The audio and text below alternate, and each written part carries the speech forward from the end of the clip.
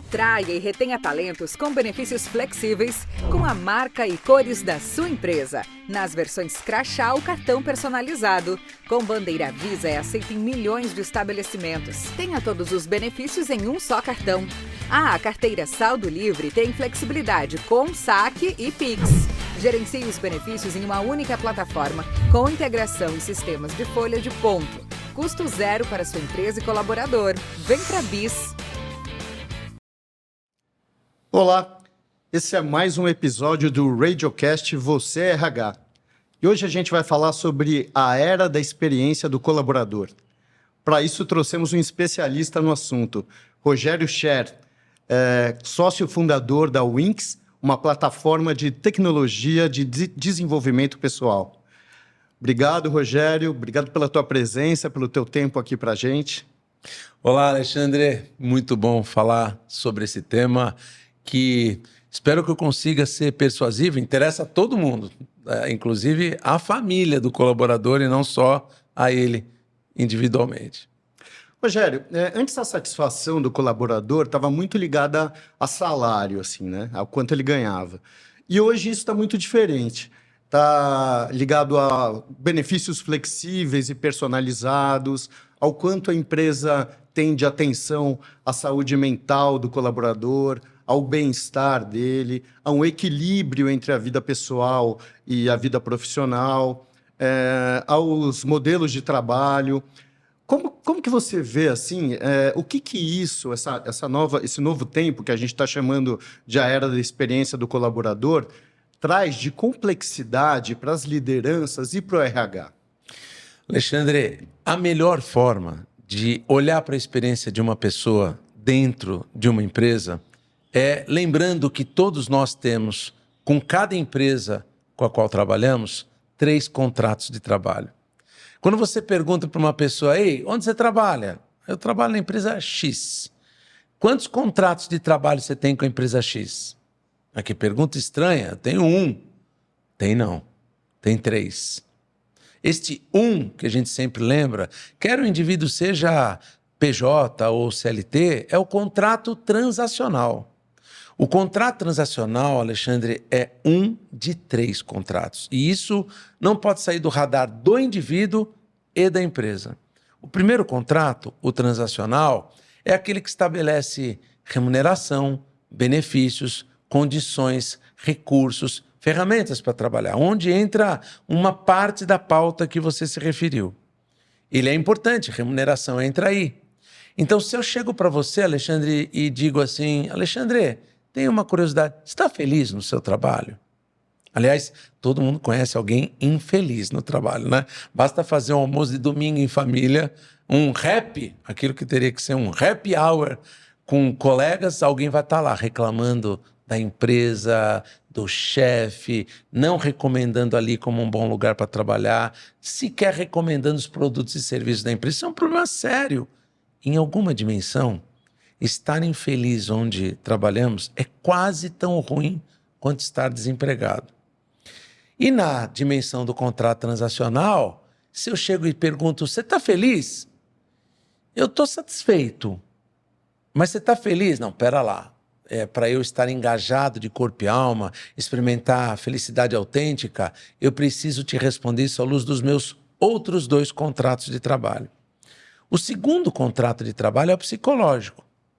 E o contrato psicológico, ele às vezes é esquecido pelas empresas, porque diferente do transacional que é tangível, é concreto, o contrato psicológico é intangível, ele é implícito e não explícito.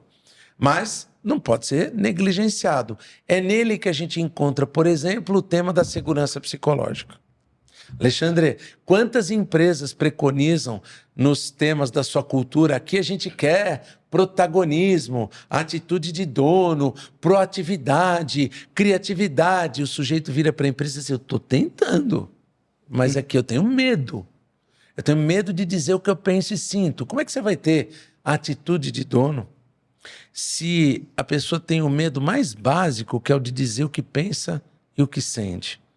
No contrato psicológico há a questão da segurança psicológica. Onde for seguro se engajar, haverá engajamento. Onde não for seguro, não haverá.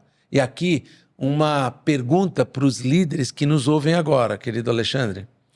Querido líder, sua equipe tem mais medo ou respeito por você? Se sente mais intimidada ou sente admiração por você? Intimidação ou admiração? Essa é a pauta da segurança psicológica. Ainda dentro do contrato psicológico, em que segurança psicológica é um tema, há um outro que é o de crescer. E crescer muito longe apenas da escalada da pirâmide organizacional, de pular de um galho para outro, crescer é aprender. Aquele sujeito que vai para o tal almoço de domingo em família e diz, nossa, eu nunca aprendi tanto em tão pouco tempo na empresa onde eu estou.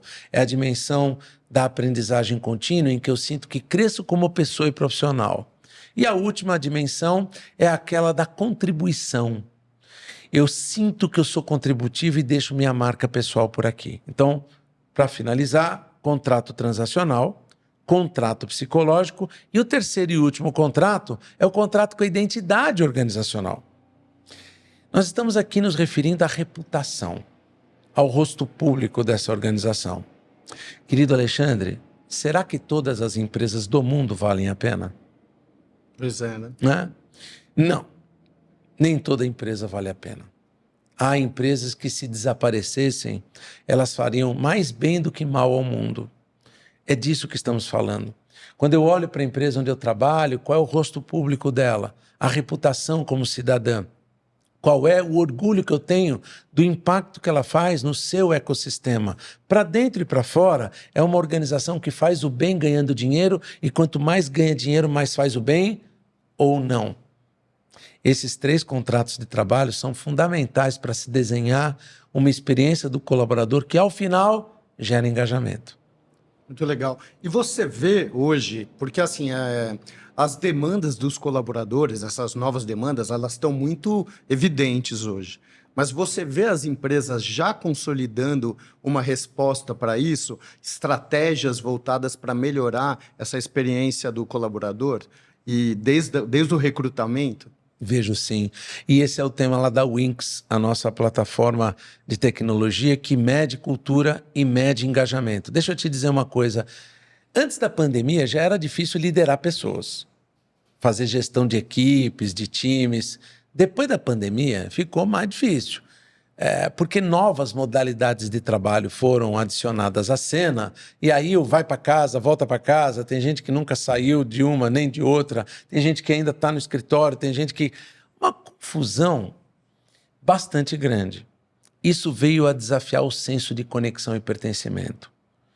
Hoje é mais desafiador gerar conexão, identidade, engajamento de corpo e alma. E sim, as empresas estão desesperadas para reduzir turnover, reter os seus talentos mais importantes, não ficar trocando muito, sobretudo pessoas da liderança, porque isso compromete a cultura, a identidade organizacional.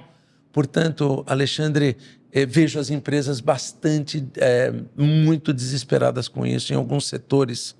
Uma crise de turnover comprometendo o resultado e a cultura, o tema da experiência do colaborador para a promoção de engajamento e alta performance, onde a liderança e a cultura são peças fundamentais para gerar engajamento e inspiração, esses temas estão no centro do que a alta liderança nas organizações tem como grande foco.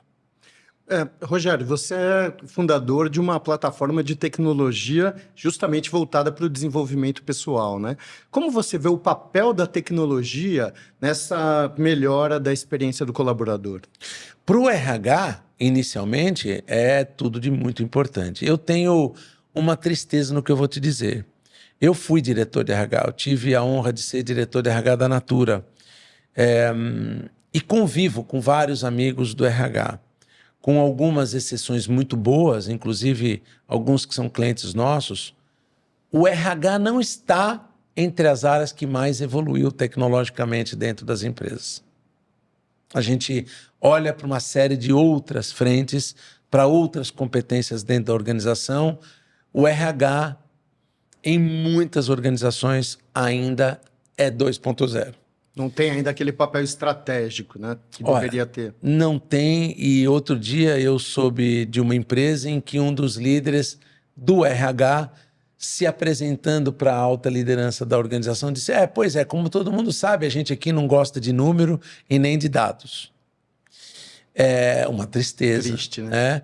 Na realidade, e esse é um papel forte da Wynxx, proporcionar inteligência de dados para decisões sobre cultura e sobre engajamento. O RH, ele precisa sair de uma visão descritiva para contar para todo mundo o que aconteceu, que é mais ou menos autópsia, né? Sair de uma postura de ficar fazendo autópsia, deixa eu te contar o que aconteceu com o meu turnover, deixa eu te contar o que aconteceu. Eu tenho um número preciso do que aconteceu. O RH precisa sair disso para um outro degrau, que é por que aconteceu o que aconteceu. Quando você olha os RHs das organizações mais estruturadas, esses dois degraus, o descritivo e o diagnóstico, estão lá. Então eu sei dizer o que aconteceu com números e por que aconteceu o que aconteceu. Show! Mas isso é o século XX. O desafio de ser, enquanto RH, descritivo e diagnóstico era o século XX. Qual é o desafio do XXI? É ser preditivo e prescritivo. O preditivo é o que vai acontecer.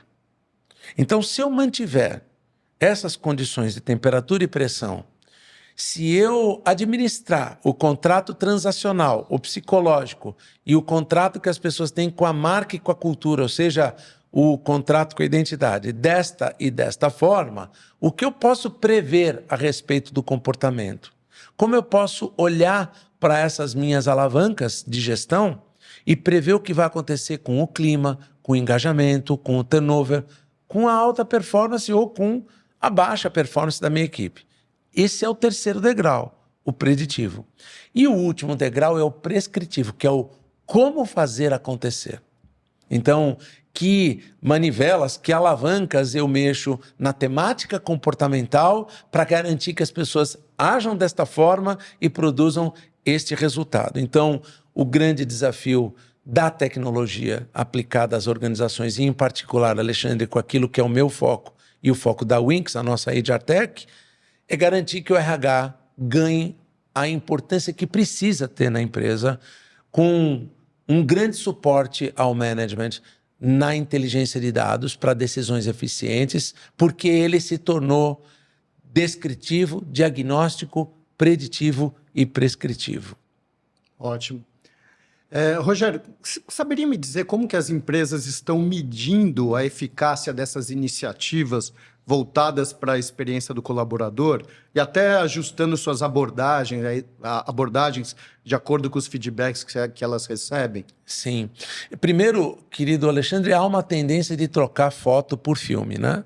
E eu tenho muito orgulho do que nós estamos fazendo lá com a Wynxx. Nós temos um diagnóstico profundo do engajamento das pessoas, mas isso é uma grande foto, é uma grande radiografia. Eu não posso fazer um diagnóstico por semestre ou por ano. Imagina o que acontece no universo de um ano dentro da paisagem comportamental de um time ou de uma organização toda. Eu meço o engajamento por meio de um diagnóstico, que é uma grande radiografia, é um PET scan, mas eu depois vou para o filme, um termômetro de escuta contínua. Hoje lá na Wynxx, com os nossos clientes, a gente tira uma foto do engajamento e aplica o termômetro com inteligência artificial generativa. Nós somos a única empresa que em Employee Experience e Employee Engagement usa IA generativa para, enquanto a gente captura qual é o comportamento da pessoa, enquanto ela trabalha, o nosso termômetro já recomenda ao próprio colaborador o que ele precisa fazer para ele melhorar o engajamento dele com o trabalho, com os colegas, com a liderança e com a cultura, dá esta recomendação para o líder deste indivíduo e para o RH olhar o perfil de estrutura e sociodemografia da organização como um todo. Então, a primeira coisa, do ponto de vista de medição, é ter foto e filme, e não só foto.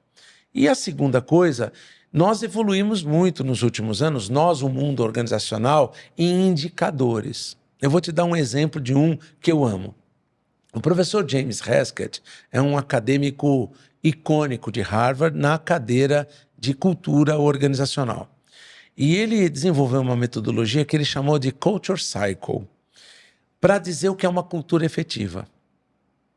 O que é uma cultura efetiva? Segundo o Hesketh, é uma cultura que é forte e saudável. E a cultura organizacional, sendo forte e saudável, ela se torna o ativo mais importante que a empresa tem, inclusive para engajar e inspirar as pessoas. Porque, Alexandre, pensa comigo, de uma empresa para outra, a gente consegue copiar tudo. A gente consegue copiar a logomarca de um concorrente, o plano de comunicação, o site, consegue copiar preço, consegue copiar alguns produtos e serviços e suas características, mas a gente não consegue copiar a alma da empresa.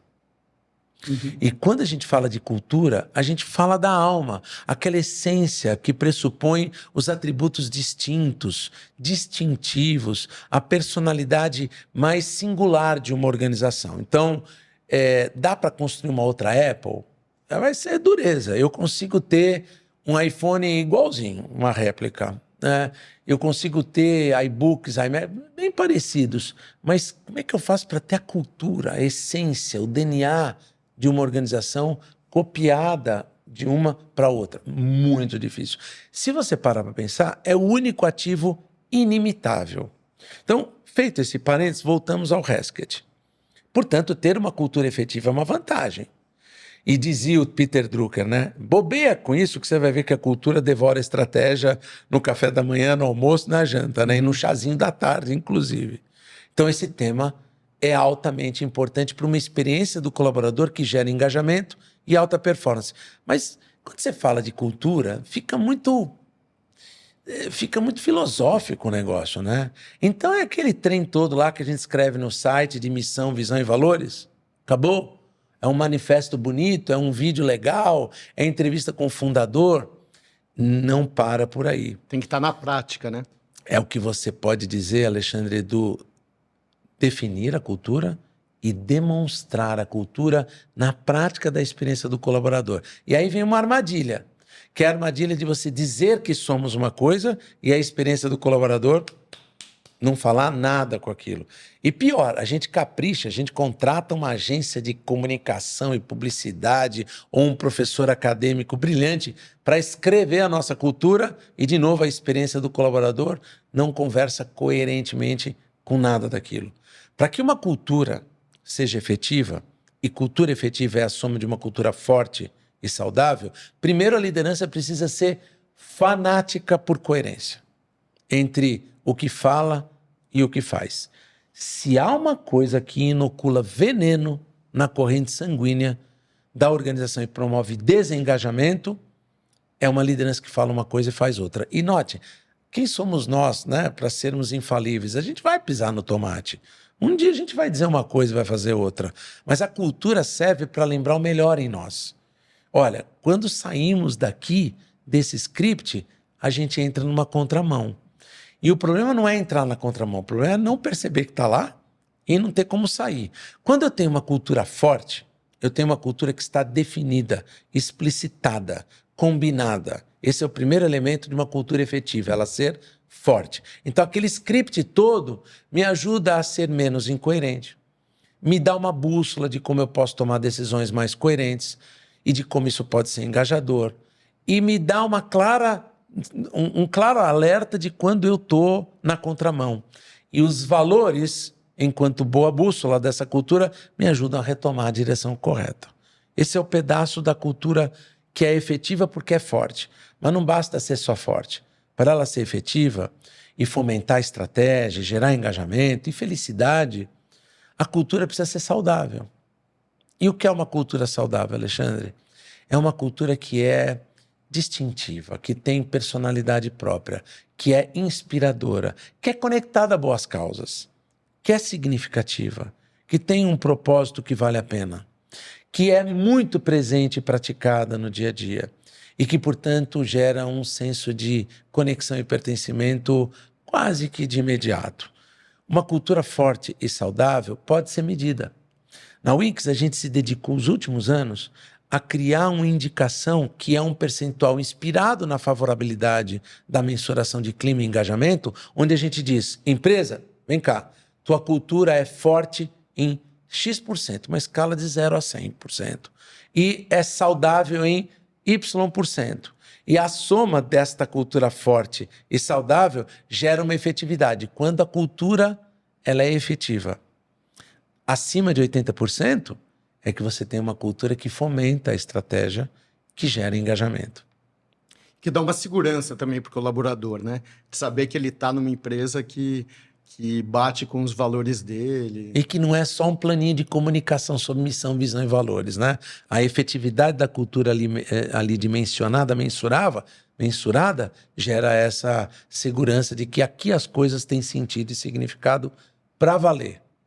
E você falou aí de uma contradição, às vezes, entre o discurso e a prática, né? Eu vi uma pesquisa recente falando de diversidade e inclusão nas empresas, que a maioria das empresas se declaram favoráveis a isso, abertas a isso, mas que mais da metade não tem práticas voltadas para diversidade e inclusão. Queria que você me dissesse um pouco do quanto que a diversidade e a inclusão entram nesse aspecto da experiência do colaborador e como que as empresas podem fazer para melhorar isso. Você sabe que eu aprendi com um especialista em inovação que a história das organizações viveu aquilo que se chama inovação de finalidade geral. Eu falei, o que quer dizer isso aí? Ele disse, olha, inovação de finalidade geral é aquela inovação que na história não gerou opção. Então, a máquina a vapor, o motor a combustão, a eletricidade. Imagina que você fosse da época lá do Thomas Edison, você fosse dono de uma empresa, se olhasse para a eletricidade, você, eita, que esses modismos dessa turma, né? Que coisa, que frescura, que bobagem. Esse negócio de eletricidade é mais ou menos como você olhar para o futuro e dizer, futuro, não estarei lá. Você não compra o passaporte para o futuro e você renuncia ao futuro porque você não entende que aquilo é de finalidade geral, ou seja, você não tem opção. Mas o que isso tem a ver com o tema da diversidade? Todas as pautas dos últimos anos, de ESG, onde o tema da diversidade, da inclusão, da equidade estão ali, não são pautas opcionais. Você não tem como optar. Eita, que esse modismo dessa gente que inventa coisa, agora eu tenho que ter um ambiente que respeita a diversidade, inclusão e equidade. O que mais querem de mim? Lógico que o mundo nos assustou nos últimos anos, né? A gente fez uma pequena regressão à era paleozoica em termos de hábitos, costumes e falas, né? Eu, nos últimos anos, não imaginava que eu, a essa altura do nosso campeonato, ouviria coisas que eu ouvi sobre orientação sexual, sobre o cabelo de uma pessoa, sobre o seu peso, sobre a cor da sua pele. Eu espero que esses anos tenham ficado para trás. Mas pensando em organização séria, feita para vencer no século XXI, olha, eu sinto muito, essas pautas não são opcionais. É isso aí. Queria que você falasse um pouco qual que é o papel da aprendizagem, do desenvolvimento e treinamento para melhorar a experiência do colaborador. Acho que a gente tem visto aí que as empresas que estão mais organizadas em relação a isso estão mudando um pouco de treinamentos pontuais para melhorar algumas competências específicas para desenvolver uma cultura de aprendizagem, né? Você pode falar um pouco sobre isso, Rogério? Boa. Você sabe que eu li, anos atrás, uma frase do Picasso que é lindíssima. E tem tudo a ver com isso. Ele diz assim, ele escreveu assim, a maior tragédia da vida não é a morte. A maior tragédia da vida é o que morre em nós enquanto ainda estamos vivos. E por que isso tem a ver com esse tema da aprendizagem? Uma das coisas que me tira da cama para trabalhar, Alexandre, é a lembrança de que há pessoas morrendo um pouquinho mais a cada dia no trabalho. Morrendo enquanto ainda estão vivas. Entrando naquela zona dos walking deads, dos zumbis, né? O sujeito acorda de manhã, ele levanta o corpo, ele põe o corpo para fazer um xixi, aí ele dá um banho naquele corpo, põe uma roupa no corpo, dá um café para o corpo e leva o corpo para o serviço. É um corpo sem ânima. Ânima, em latim, alma. É um corpo desanimado. E de quem é a culpa? Bom, a culpa ela é dividida em 3 partes. É primeiro da própria pessoa, é da liderança desta pessoa e é da organização onde ela trabalha. Uma responsabilidade dividida em 3. E qual é a solução? Eu vejo 2 coisas para isso. Para que as pessoas não estejam desanimadas, mortas enquanto ainda estão vivas. A maior tragédia da experiência de estar vivo. Eu vejo boas alternativas para a gente evitar que as organizações sejam um amontoado de zumbis. A primeira delas é a aprendizagem. Mas a aprendizagem, ela precisa ser melhor esclarecida no seguinte aspecto. Ô Alexandre, você está desafiado aí no seu trabalho? Estou trabalhando como nunca, eu não te perguntei isso. Ô Alexandre, o teu time, aí, o time que você lidera, está desafiado? Nossa, Rogério, aqui ninguém tem tempo para ir no banheiro fazer número 1, 2 ou 3. Mas eu não te perguntei isso. Há uma necessidade no tema da aprendizagem de, primeiro, garantir que os gestores, que os líderes, de modo geral, limpem a lente e entendam o que é estar desafiado no trabalho. Porque nós não estamos falando da aprendizagem de sala de aula convencional, é o que a tua pergunta brilhantemente trouxe. Nós estamos falando da aprendizagem do on the job. Eu aprendo fazendo, faço aprendendo e ao lado de outros caras. Esse é o melhor jeito de acelerar a aprendizagem. Mas para isso eu preciso desafiar as pessoas. Porque sem frio na barriga, eu sinto muito, Alexandre, eu e você teremos aprendizado incremental, residual. Sabe quando é que a gente aprende? Quando a gente precisa. Quando você está lá, jogaram você numa piscina funda sem boia. Mas, graças a Deus, você tem boa liderança. O líder que te empurrou numa piscina funda sem boia está na beirada da piscina. Com os 2 P's do líder que engaja e inspira. Do líder coach.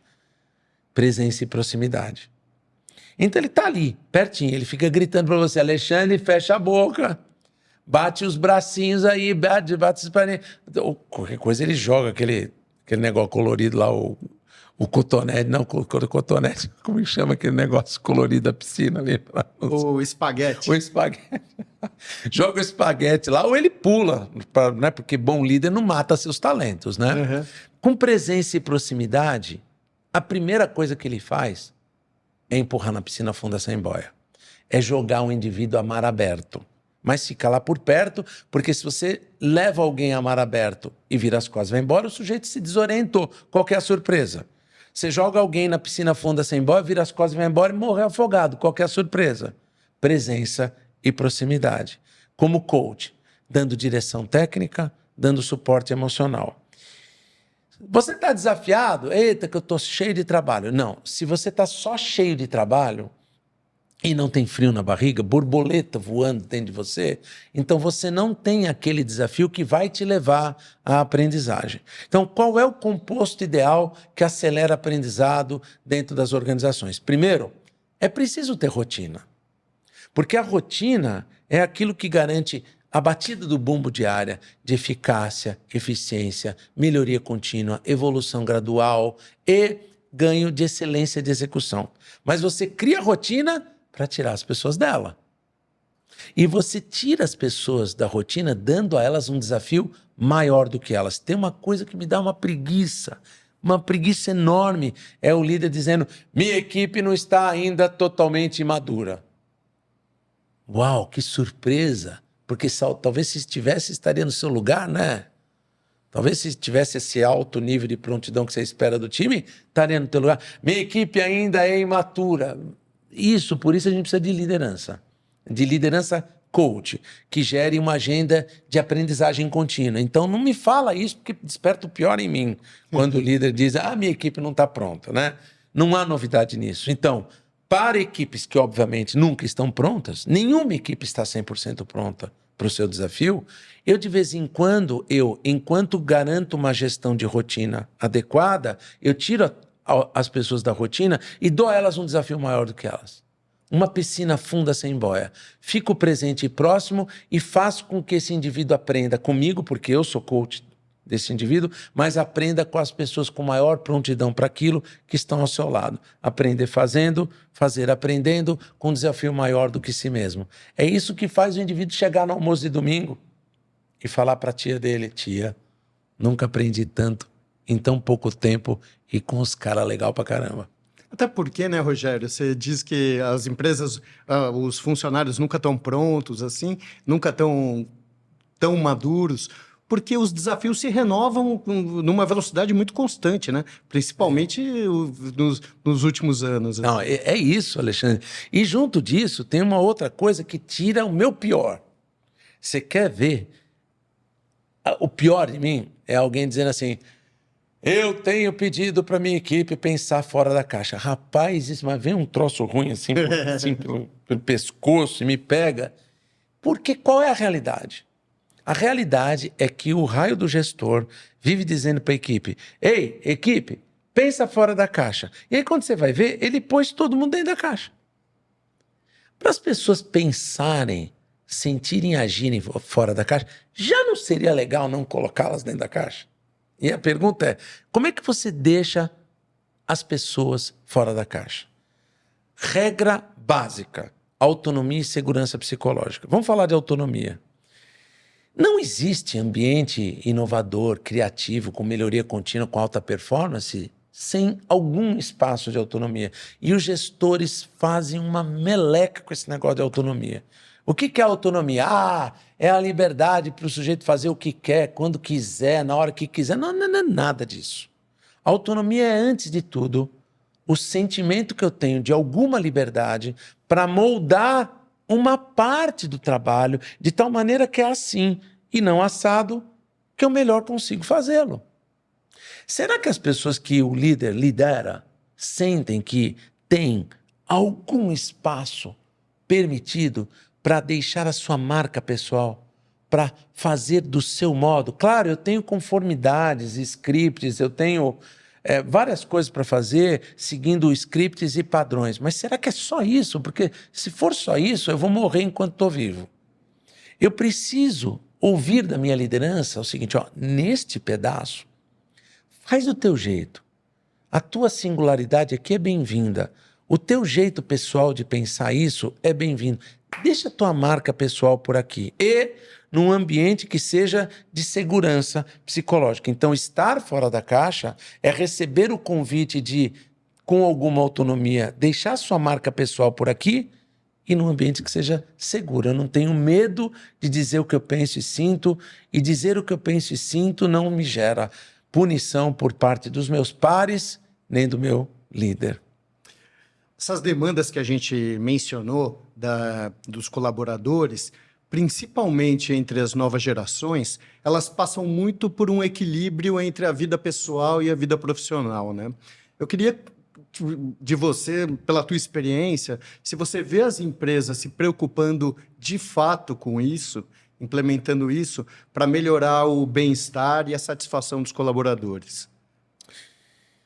Alexandre, eu sou uma voz um pouco dissonante nesse tema, porque quando a gente fala desse tema, tem coisas que são profundamente bem-vindas e necessárias, como cuidar da saúde mental e da saúde emocional e garantir qualidade de vida das pessoas no trabalho. Veja, isso tudo é importante, é parte de uma relação civilizada do indivíduo com a organização e da organização com o indivíduo, e está tudo bem. E se tem um benefício que veio com pandemia, foi maior atenção a esses temas. Ponto. Mas eu sou um empreendedor e eu penso os meus negócios 38 horas por dia. Se você me encontrar domingo no supermercado escolhendo uma garrafa de vinho, se você olhar para mim e perguntar: e aí, Rogério, você está trabalhando agora? Eu não sei te dizer quando eu não estou trabalhando. Uhum. E aí você diz assim: Cruzes, então você trabalha, você avança pela tua vida pessoal com o tema do trabalho? Sim. Aliás, eu nem sei onde uma começa e a outra termina.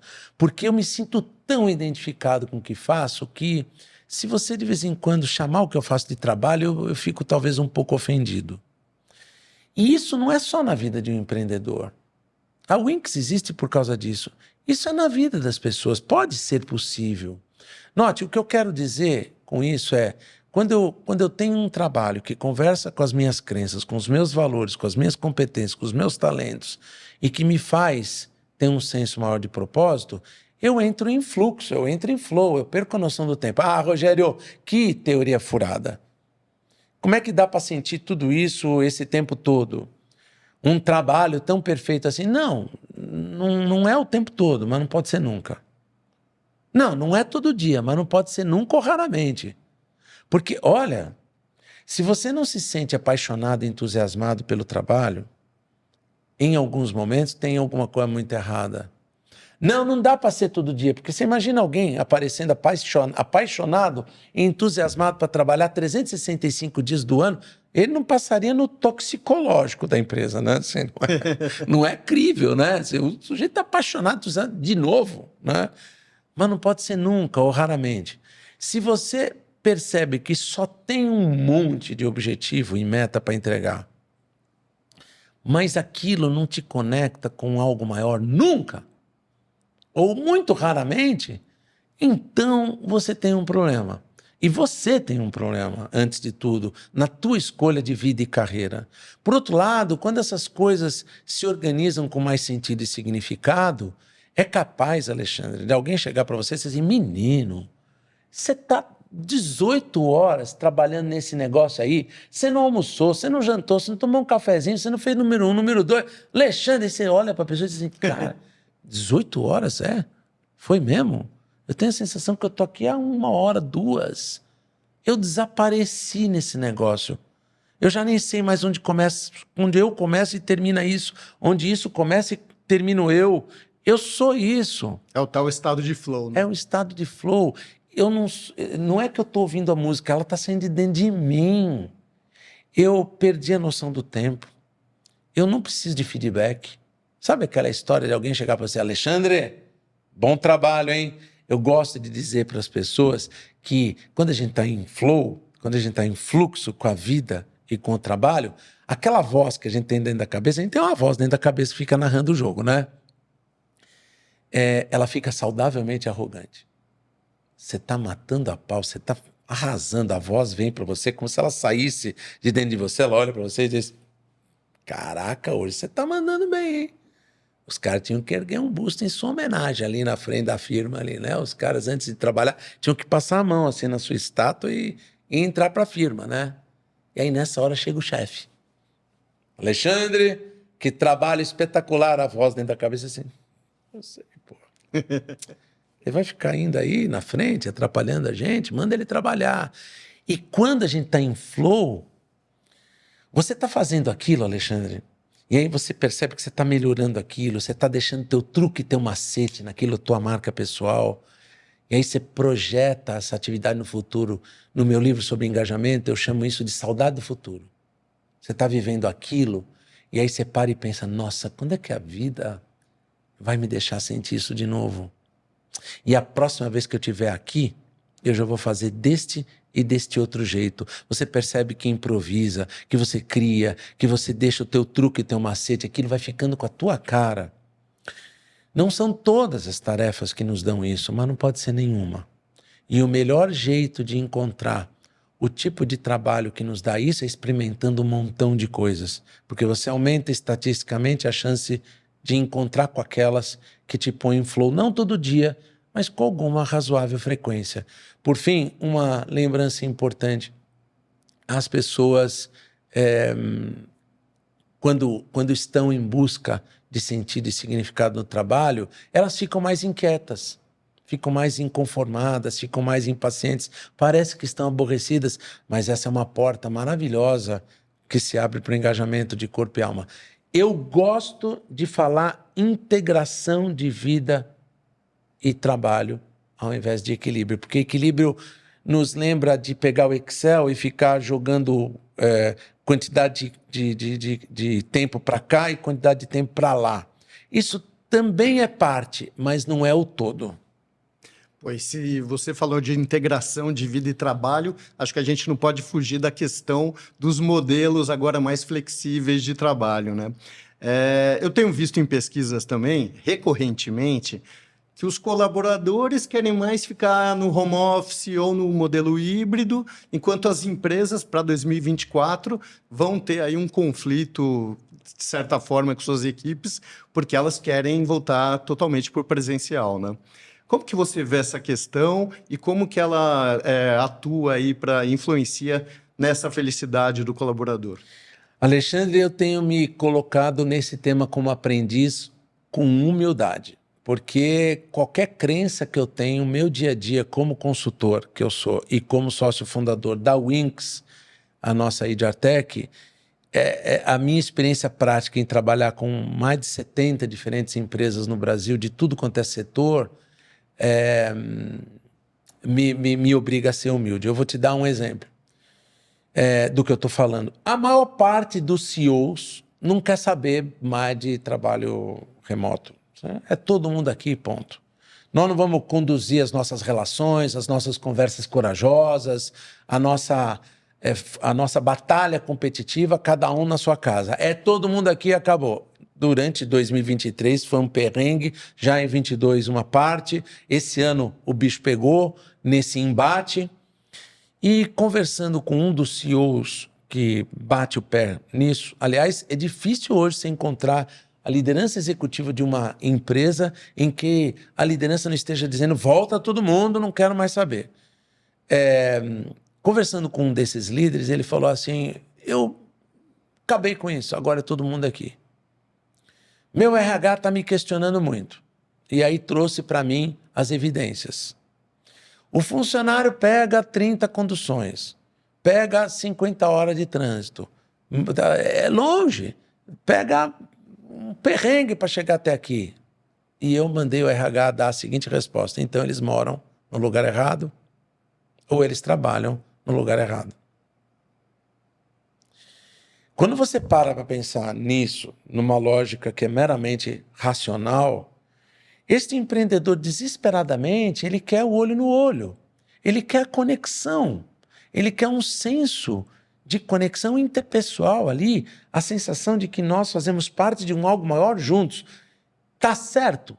Tá errado? Não. O que cada um de nós tem que olhar é o que combina com a minha própria essência e com os meus valores. Eu como indivíduo e a cultura da empresa tomando decisões que não geram com ela incoerência. Porque, vamos lá, né? A empresa fica jurando um montão de coisa e, eventualmente, esta decisão de exigir o presencial põe tudo a perder nos discursos lindos que ela tem dos seus valores, das suas crenças culturais. Então, no final do dia, a palavra que nos salva é coerência. De verdade, eu acho que esse CEO tem algum fundo de coerência quando diz parte da nossa cultura são esses valores. Onde que o trabalho à distância combina com eles? De verdade, na empresa dele não combina. Uhum. Em segundo lugar, poxa, mas se as pessoas sofrem tanto para vir até aqui, ou elas moram errado ou elas trabalham no lugar errado. E eu quero abrir essa conversa franca e corajosa com elas. Então, assim, com a humildade de que não tem certo ou errado, eu tenho testemunhado isso e acho que no final do dia a coerência do indivíduo e da empresa é a única solução para uma decisão menos sofrida. Legal, legal. Porque eu vejo um pouco esse... não é só essa distância que ele mora da empresa, né? Nessa integração de vida profissional e vida pessoal, é a questão de você falar, pô, no módulo remoto eu posso ir até a farmácia no meio do dia e ninguém vai me encher o saco. Posso ir dar uma passada no supermercado e ninguém vai me encher o saco. Acho que eu devo ser medido pelos meus resultados, né? Não se eu paro 5 minutos para tomar um café ali na esquina, né? Sim. Coisa que no presencial não é impossível. Isso é fato. A Winx é uma empresa 100% home office. Maior parte da minha equipe é de tecnologia. E eles reclamam pra caramba de que a gente não tem se visto presencialmente. Me cobrando mais encontros presenciais. Sinto falta da conexão pessoal. É turma muito jovem de tecnologia. E nós teríamos um encontro agora, nesse mês em que estamos, presencial, e por conta de uma série de entregas de projetos importantes eu cancelei, quase me fritaram. Esse tema eu prefiro ainda olhar com humildade de aprendiz, Alexandre. Sim. Outro dia, Faz uma bem. pessoa do meu convívio disse: Cruzes, sexta-feira eu também vou para o escritório. Ah, mas você não precisava, né? Porque eu vou.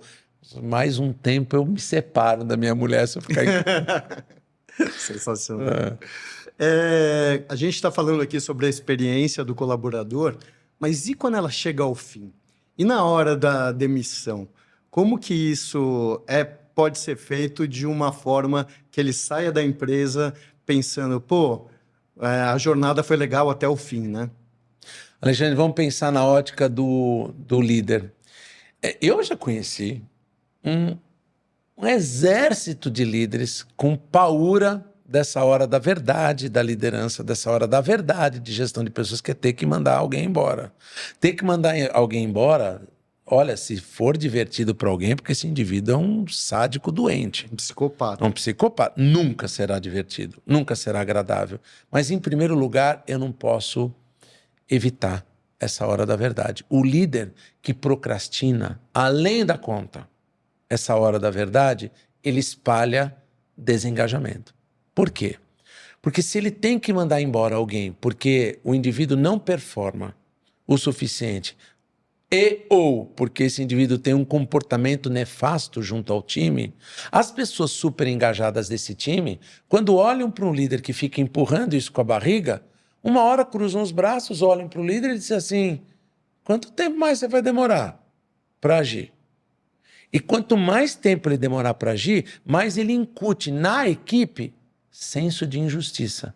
Porque se estamos falando ou de atitudes ruins, ou de entregas ruins, ou de ambas as coisas, da pessoa que precisa ser demitida, os caras que estão lá carregando o container nas costas vão ter que carregar alguma tonelada a mais para compensar a baixa entrega e as atitudes inadequadas daquele indivíduo. E eles vão se sentir injustiçados. Onde houver senso de injustiça, não haverá engajamento. Ponto. Então tem que agir. Mas como agir? Bom, em primeiro lugar, lembrando que a hora da demissão não é mais a hora do feedback. E todo líder deveria ter a seguinte meta. Quando chama o sujeito para demitir, o indivíduo que será demitido olha e diz assim: já sei, chefe.